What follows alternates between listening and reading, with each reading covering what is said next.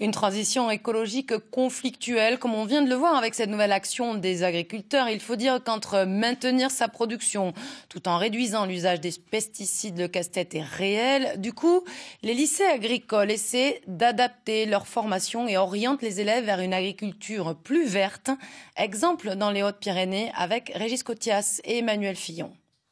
On vient juste de planter de la lavande. Pour l'heure, juste une expérimentation. Un jardin en permaculture, il permet aux élèves de découvrir ce mode de production. On a mis plusieurs espèces côte à côte qui cohabitent ensemble pour qu'elles s'aident.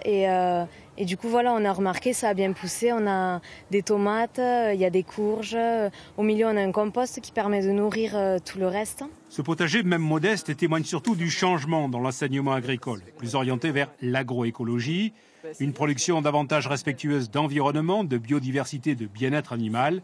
Et ces étudiants sont parfaitement conscients d'entrer dans cette nouvelle ère.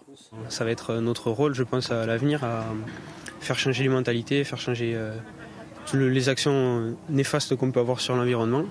L'exploitation du lycée 70 vaches laitières où les élèves mettent en pratique les enseignements accompagne le mouvement et l'établissement réfléchit à une véritable conversion de sa ferme. On est dans un programme sur 3 ans pour faire évoluer le système intensif laitier vers un système laitier plus agroécologique et rémunérateur et qui permet de respecter les ressources mais aussi de donner du travail à nos salariés et aussi économiquement de dégager des revenus.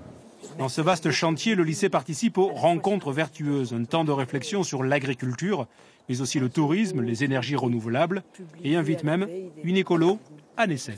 Et les agriculteurs sentent très bien qu'ils sont partie prenante dans cette transition écologique. Mais il ne faut pas que ce soit eux qui payent. Il faut pouvoir payer pour eux. Il faut pouvoir les accompagner. La transition écologique en agriculture est un des postes qui coûte cher.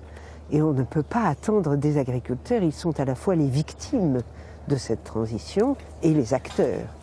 À son rythme, l'enseignement agricole suit les tendances et les attentes sociétales. Les cours et programmes font désormais plus de place pour l'environnement.